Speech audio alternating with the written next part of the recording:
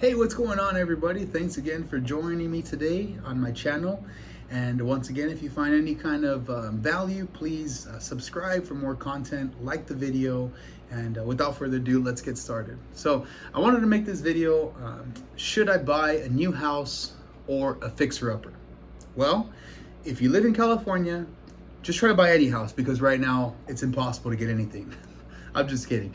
But seriously though, it's very difficult to get a house right now. But I wanted to make this video just to kind of go over some of the pros and cons maybe that some people may not know about versus purchasing new or getting, a house that's a fixer-upper. So again, this is, I guess, my opinion because everybody's situation is going to be different. And at the end of the day, you really have to ask yourself, right? What works better for you? So I can go over all these different, comparisons, but at the end of the day, it's whatever works out best for you. So I guess you got to clearly define what you want.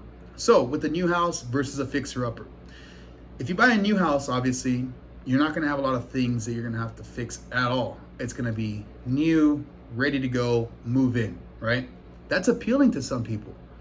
But if it's your first property that you're buying, right? I think that you may want to get that fixer-upper versus the new house because you're going to want to have that hands-on experience. What do you do when this breaks? Or what happens when this? What happens when this? In a new house, nothing's really going to break. You're not going to have to do anything. Plus, most of the things are on warranty anyway, so you just call the repair person, they come out and fix it. On a fixer-upper, it's not necessarily the case. You're going to have work that needs to be done, and there's going to be many items probably that are going to need to be replaced, repaired over the course of the time that you own the house. So as a first-time home buyer, personally, again, this is personal, I'd probably go with the fixer-upper just to go ahead and like I said, work on the house myself, get some experience with the house. So that's one. With new houses, typically, your tax rate's going to be a little higher. So if you want a lower payment, if you want a lower payment but want still the higher purchase price, you can get a fixer-upper house because you could get one for, an example, $50,000 to $100,000 less than the new house. You're gonna have to put some money into it, but your overall monthly mortgage payment is not gonna be as expensive because you're not gonna have, which most new houses, they have an HOA and then the increase in the tax rate and also what's known as a Maloruz. So there's an increase in your property tax bill in some cases, in some communities. So your mortgage payment is going to be higher than if you were to buy like a fixer-upper, regular house. So that's one. Another one, I'm sorry.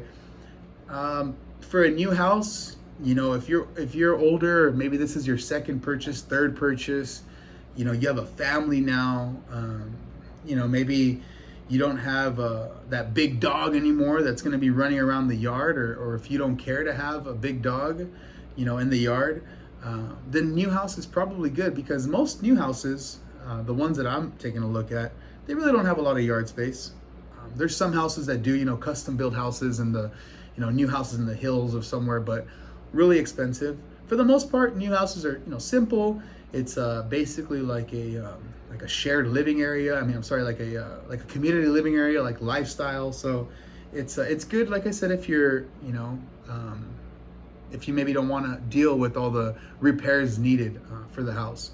So the other reason, I guess, or the other comparison between new and fixer-upper is in a fixer-upper, you could fix it up and now you have equity in the property versus a new house. You're buying it at, typically that's the height of the market. So new houses are sold. That's the standard right there. So if a new house is selling, that is the top of the market. That is the height right there. So you're basically buying it at the height, and you're going to build your equity as time appreciates versus a fixer-upper. You could buy the house now, put some money into it, and now it's worth significantly more than, when you purchased it a few months back, a year back, whatever it may be. So that's just a few things on the new houses versus a fixer-upper. I get this question a lot from some of my past clients, that maybe bought a house a few years back and now they want to get something new.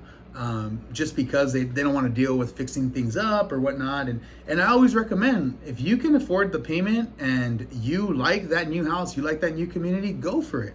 Go for it, because at the end of the day, having a new house is going to be typically less headache, less maintenance, and less things, to really worry about. So again, if you could afford it, and your experience, get that new house for yourself. If you could find one too, in that area that you want to be in, or get the fixer-upper. Buy that ugly house in the nice neighborhood and put some money into it, and you'll definitely appreciate it. But again, it all comes down to what you guys want and what your end goal is. If you want to add on to the property, you want to do different things with it, you want space for your RV, obviously, then you want to get a regular house as a fixer-upper maybe. So anyways, it all comes down to what you want. But definitely, if you guys are thinking about buying a house, be a fixer-upper or a new house, make sure you guys talk about, and I say you guys, it could just be you, but if you have a spouse or somebody that you're buying the property with, make sure you know what you want and have an exit strategy, is what I like to call it. So have a plan and say, hey, I'm going to buy this house with the intention to live here for X amount of years, and then, I'll go buy another one. Or I'm going to buy this house and this is going to be my forever home. Then you have no exit strategy, right? But a lot of the times I tell people that are my age, late 20s, early 20s, hey, buy a house, as soon as you can, and have a plan with it. So say, hey, I'm going to buy this house. I can rent it out. I could do this. I could do that. Because the number one way to build wealth, it's proven, is through ownership of real estate. So again, I hope this video helps somebody out there. I hope you guys liked it.